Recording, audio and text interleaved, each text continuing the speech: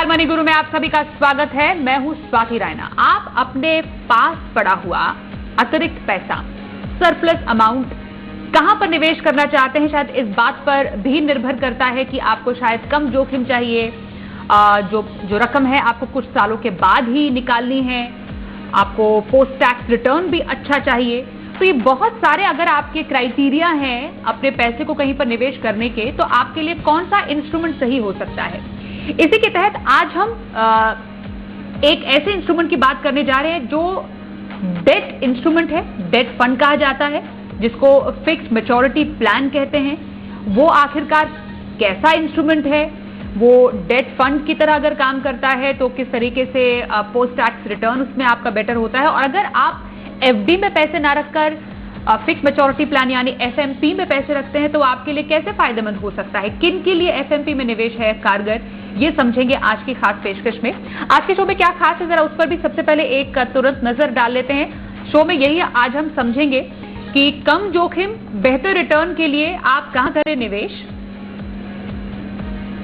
समझेंगे क्या होते हैं fix maturity plan, fix maturity plan और फिक्स डिपॉजिट दोनों में अंतर भी जानेंगे। साथ ही जो फिक्स मैच्योरिटी प्लान है उसमें निवेश के फायदे क्या होते हैं ये समझेंगे।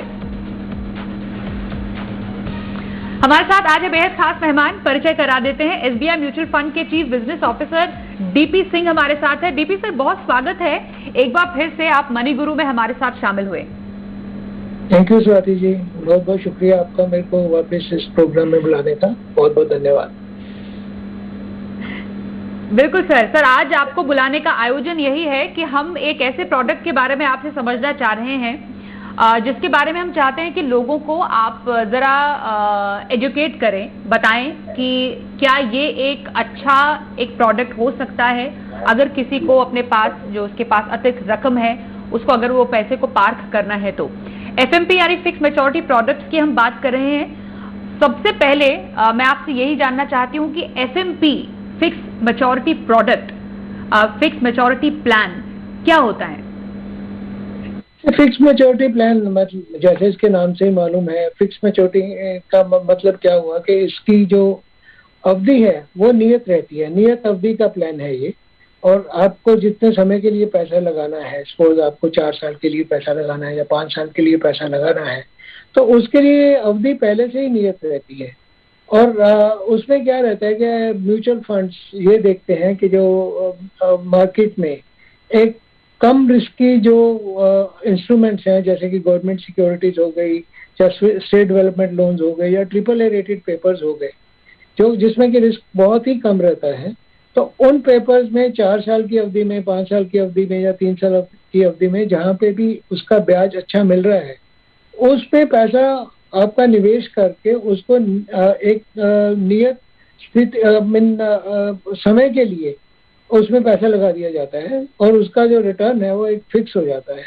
जैसे आज अगर आपका 4 साल का पेपर है जो HDL है या गवर्नमेंट सिक्योरिटी, सपोज उसका रिटर्न अगर 6.10 या 6.15% है, तो उसको उसमें पैसा लगा के, तो उसमें से जो खर्चा बहुत ही कम रहता है, जनरली ऐसी प्लान्स में खर्चा 20 से 30 पैसे तक रहता है, तो वो जो बाकी खर्चा निकालने के बाद जो भी इसका ब्याज मिलता है या जो इस पे रिटर्न आता है वो अपने निवेशक को मिल जाता है। तो सबसे बड़ा इसका फायदा ये तो देखो, एक तो हो गया इसमें जो ब्याज दर, या ब्याज दर तो नहीं कह सकते, या रिटर्न की दर कितनी है वो आपको ऑलमोस्ट पता लग जाती है जैसे ही ये पोर्टफोलियो बन जाता है। पोर्टफोलियो बनने से पहले तो एक आपको अंदाजा है कि अगर HDL में या गवर्नमेंट सिक्योरिटीज में पैसा लगेगा तो उसमें क्या यील्ड चल रही है, तो उसमें 5-10 पैसा ऊपर नीचे हो सकता है, क्योंकि जब आप आज देख रहे हो और जब पोर्टफोलियो बनेगा तो उसमें थोड़ा सा मार्केट में उतार चढ़ाव की वजह से 5-10 पैसे ऊपर नीचे ये पैसा डेफिनेटली हो सकता है। परंतु उसमें सबसे बड़ा फायदा क्या है कि क्योंकि ये एक कैपिटल मार्केट इंस्ट्रूमेंट है, तो कैपिटल मार्केट इंस्ट्रूमेंट्स का जो टैक्स लगने का जो नियम है उसमें इसको कैपिटल गेन माना जाता है कि आपका जो भी आपको मिला उसको कैपिटल गेन है, और कैपिटल गेन का जो टैक्स दर है वो बहुत ही एक प्रेफर्ड है, बहुत ही उसमें बहुत ही फायदा है। अगर मैं एक पैसा एक फिक्स्ड इंटरेस्ट वाले किसी कूपन में लगाता हूँ जहाँ मेरे को मालूम है लगाने से पहले कि मेरे को 5.5% ब्याज मिलेगा, और 5.5% ब्याज पूरे का पूरा मेरे टैक्स, जो भी मेरी टैक्स दर है, मार्जिनल रेट ऑफ टैक्स है मेरे लिए, कोई 30% में होगा, कोई 20 में होगा, कोई 40 में होगा, तो उतना जिस दर का है उतना उसका ब्याज उसको लग जाएगा, उस पर आपका टैक्स लग जाएगा। और जनरली वो टैक्स एक्रूवल पे ही लग जाता है, चाहे वो आप पैसा लें या ना लें, तो टैक्स आपको देना ही पड़ता है बिना किसी कैश फ्लो के। परंतु जो भी एक कैपिटल मार्केट इंस्ट्रूमेंट होता है उसमें आपका टैक्स की लेबिलिटी तभी होती है जब आप उसको इनकैश करते हो। तो अगर आज आपने 4 साल के लिए पैसा लगाया, तो 4 साल के बाद जब रिटर्न के समेत आपको पैसा वापस मिलेगा तो उसके ऊपर कैपिटल गेन टैक्स लगेगा। वो सबसे बड़ा फायदा है, क्योंकि उसमें आपको इन्फ्लेशन को एडजस्ट करने का भी एक नियम है। अगर मेरे को 6% मिला और 5% मेरे को 5 साल का एवरेज इन्फ्लेशन है, तो 4 साल में एक सिंपल कैलकुलेशन कर रहा हूँ, ये एक्चुअल नहीं है, तो 6% के हिसाब से 4 साल में मेरे को 24% का टोटल मिला, 100 रुपए का 124 में।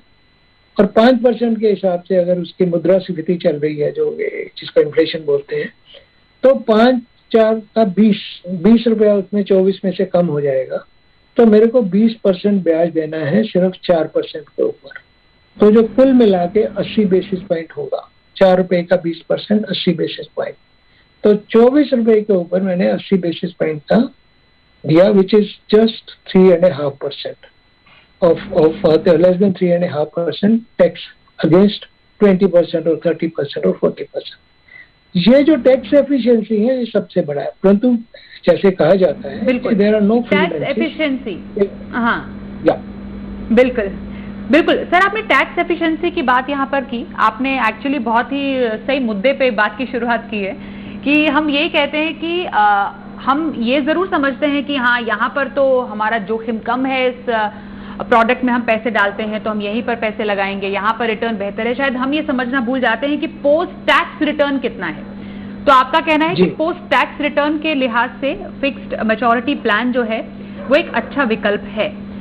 अब हम इसको एफडी से कंपेयर कर रहे हैं, हम थोड़ा सा फिक्स डिपॉजिट की तरफ भी जाते हैं, क्योंकि जहां पर भी एक सुरक्षित निवेश का जरिया माना जाता है। हालांकि फिक्स डिपॉजिट में, एफडी में लिक्विडिटी बहुत ज्यादा है, जिसकी जरूरत आजकल है लोगों को। डीपी सर, आप इस बात को मानेंगे भी। और निवेश वहीं पर बढ़िया जहां पर आपको महंगाई दर से हमेशा से एक अपर हैंड ही मिले, जहां पर एक ऊपर ही आपको रिटर्न मिले। तो एफडी से हम क्यों एफएमपी को कंपेयर करने की बात कर रहे हैं, ये जरा मैं आपसे समझना चाहती हूँ। क्योंकि एफडी अपने आप में एक डेफिनेटली एक ट्रेडिशनल प्रोडक्ट जरूर है, लेकिन एफएमपी जो है वो मार्केट रिलेटेड, जैसे आपने बोला, उसकी अपनी अलग खासियत है। तो एफडी की तुलना एफएमपी से क्यों? देखिए, तुलना करना वाजिब होगा या नहीं इसकी मैं बात अलग से कर सकता हूँ, परंतु ये है कि ये जो एफएमपी है ये एक पूंजी बाजार का एक इंस्ट्रूमेंट है, जबकि ये जो एफडी है ये तो या तो बैंक के द्वारा जारी की जाती है या किसी कंपनी के द्वारा दी जाती है, और उसमें ब्याज दर पहले ही निश्चित होती है कि आपको इतना प्रतिशत के हिसाब से ब्याज मिलेगा। परंतु एफएमपी में क्या है कि एफएमपी में ये देखना बहुत जरूरी है कि आपका वो एफएमपी का पैसा किस तरह के इंस्ट्रूमेंट में, किस तरह के पेपर में लग रहा है। आज हम जब एफडी की बात करें, एफडी के साथ कंपेयर तो तभी कर सकते हैं अगर हम किसी उस एफएमपी की बात करें जो अपना पैसा सिर्फ सोवरेन पेपर्स में या एसडीएल में, स्टेट डेवलपमेंट लोन्स में या AAA रेटेड में पेपर में डाल रही है। अगर हम किसी ऐसी एफएमपी की बात करें जो लो रेटेड पेपर में डालती है, AA पेपर में, या क्रेडिट खरीदते हैं या जिसमें क्रेडिट रिस्क ज्यादा होता है, तो उस वक्त उसकी तुलना एफडी से करना ठीक नहीं है।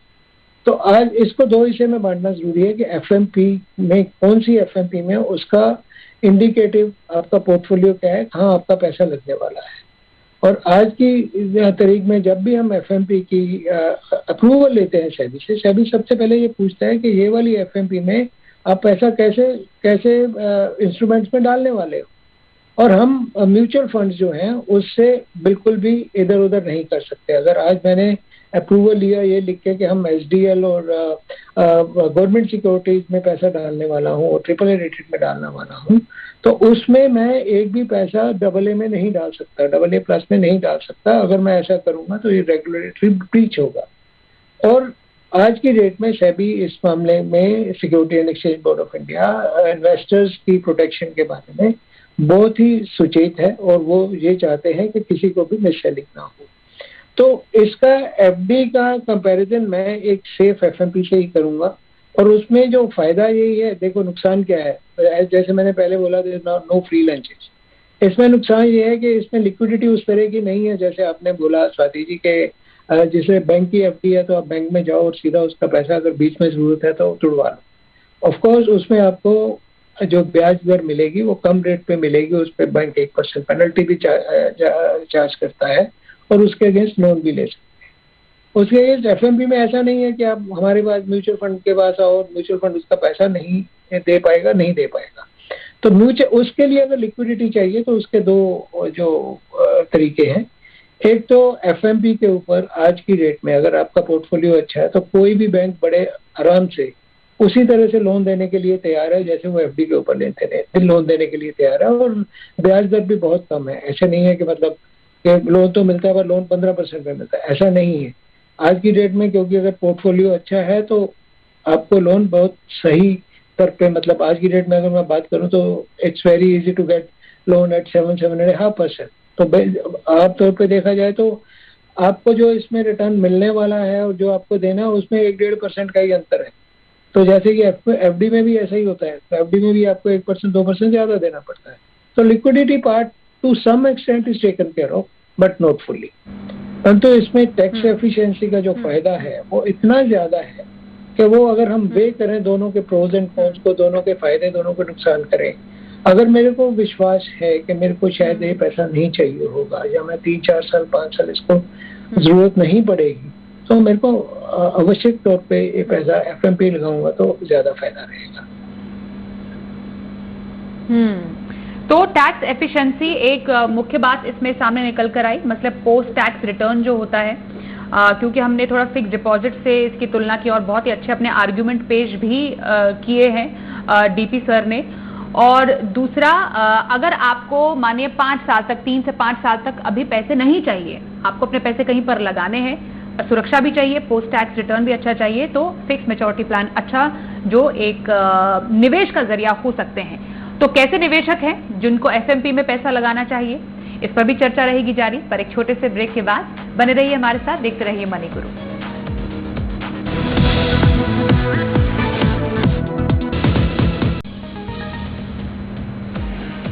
आज हम फिक्स मैच्योरिटी प्लान्स की बात कर रहे हैं, फिक्स डिपॉजिट की भी बात कर रहे हैं, किसके लिए FMP अच्छा हो सकता है पैसे लगाने के लिए, किसके लिए आपके पास कोई इकट्ठा अमाउंट हो जाती है, सरप्लस अमाउंट होता है, आप सोचते हैं चलो FD कर देते हैं, क्या FMP भी आप कर सकते हैं, वो आपके लिए अच्छा ऑप्शन हो सकता है। इसकी बारी क्या समझ रहे हैं SBI म्यूचुअल फंड के chief business officer DP Singh से।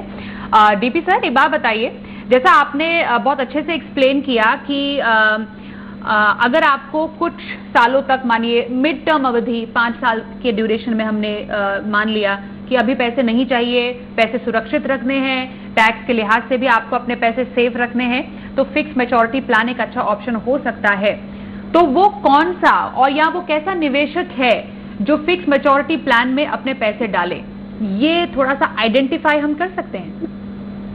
जी बिल्कुल। सबसे पहले तो वो व्यक्ति जो कि एक टैक्स ब्रैकेट में आते हैं, टैक्स पेइंग सेसिस जो है, उन सब के लिए ये एक अच्छा जो ऑप्शन है। अगर मैं 30% ब्रैकेट में हूँ या 40% की टैक्स ब्रैकेट में हूँ या 20% की टैक्स ब्रैकेट में हूँ, तो अगर मेरे को टैक्स एफिशिएंसी लेनी है तभी इसका फायदा है टैक्स एफिशिएंसी के हिसाब से। क्योंकि अगर मैं टैक्स ब्रैकेट में आता ही नहीं हूँ और मेरे पास थोड़ा पैसा है, तो it's always better to keep it in bank deposit, don't put it in FMP। क्योंकि FMP में बिना किसी फायदे के आपको आपकी लिक्विडिटी फोरगो करनी पड़ेगी, तो it's better not to do that.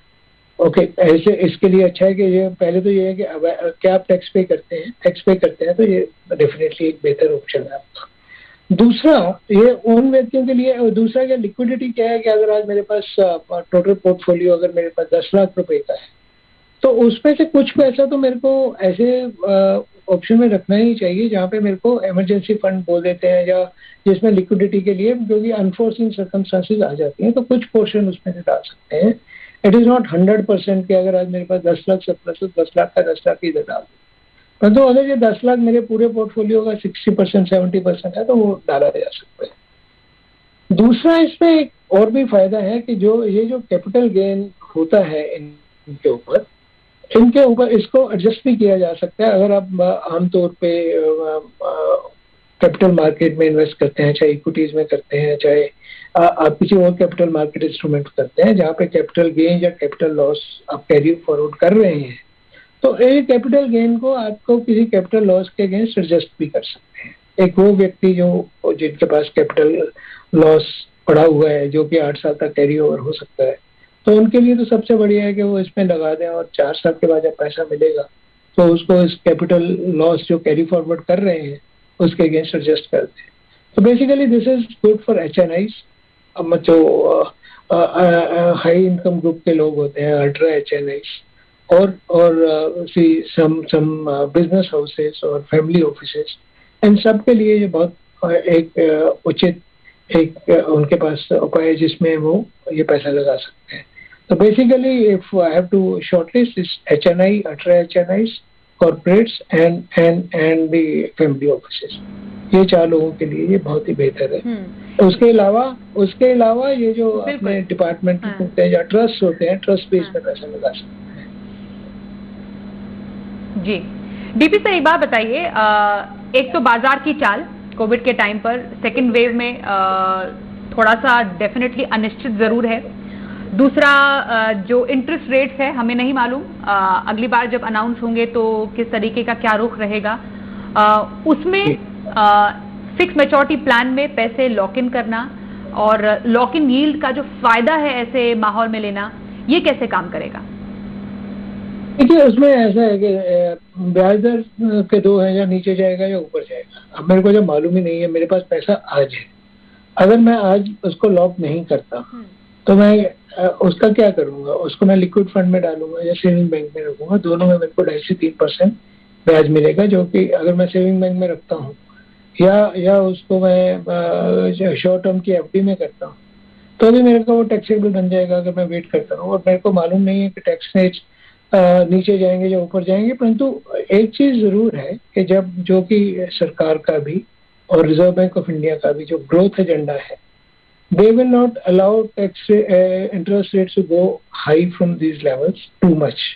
ज्यादा से ज्यादा फर्क पड़ेगा तो 20-25 पैसे का फर्क पड़ सकता है। तो अभी तक तो ये है कि ब्याज दर नीचे ही जाते रहे। अभी भी आपने देखा होगा जब गवर्नमेंट सिक्योरिटीज के दर आमतौर पे मतलब जो अभी 6% पे आ गए हैं कम होकर, उसके बावजूद भी बैंक्स ने अपना कोई FD का रेट कोई बढ़ाया नहीं है। बैंक का रेट मतलब चाहे वो थोड़े से हार्डन हुए हैं रेट्स गवर्नमेंट सिक्योरिटीज में, बैंक्स का ब्याज दर करीब वही रहा है।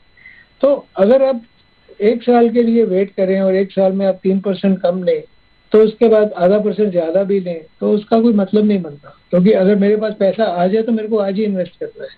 I can't wait for a very very long time to wait के इंटरेस्ट रेट, क्योंकि वो तो उस वक्त भी जब ये आएगा कि इंटरेस्ट रेट सुबह बढ़ भी गए तो उसके बाद भी क्या मालूम है कि उस वक्त जो बढ़े हुए ब्याज दे रहे हैं उससे और आगे नहीं जाए।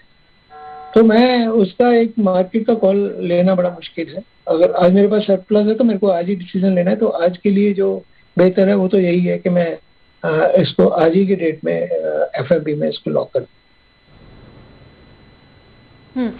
एक और बात बताइए डीपी सर, हम जो अपने निवेश करते हैं वो लक्ष्य आधारित करते हैं।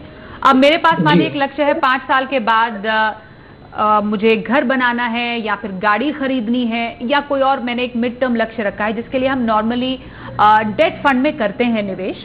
तो ऐसे लक्ष्यों के लिए जो फिक्स मैच्योरिटी प्लान है वो आप मुफीद मानेंगे? इस तरीके के गाड़ी खरीदना, घर खरीदना या फिर मिड टर्म या 5 साल के बाद अगर बच्चों की एजुकेशन आ रही है तो ऐसे तमाम लक्ष्यों के लिए FMP में निवेश करना सही है?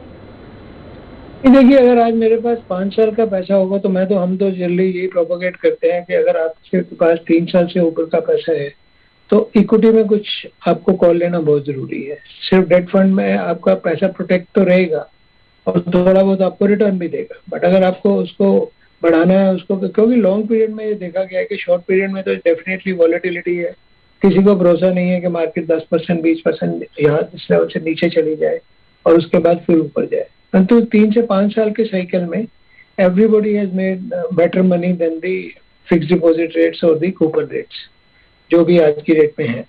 तो अगर 5 साल का बाद का आपका गोल है तो उसके लिए तो हम ये नहीं चाहेंगे, परंतु अगर मेरा रिस्क कैपिटल बिल्कुल जीरो है और मैं ये पैसा बिल्कुल प्रोटेक्ट रखना चाहता हूँ, क्योंकि हर एक बंदे की किटी में एक होता है कि कितना पैसा मैं इक्विटी में लगाऊंगा, कितना सेफ इंस्ट्रूमेंट्स में रखूंगा। तो this is an asset allocation question.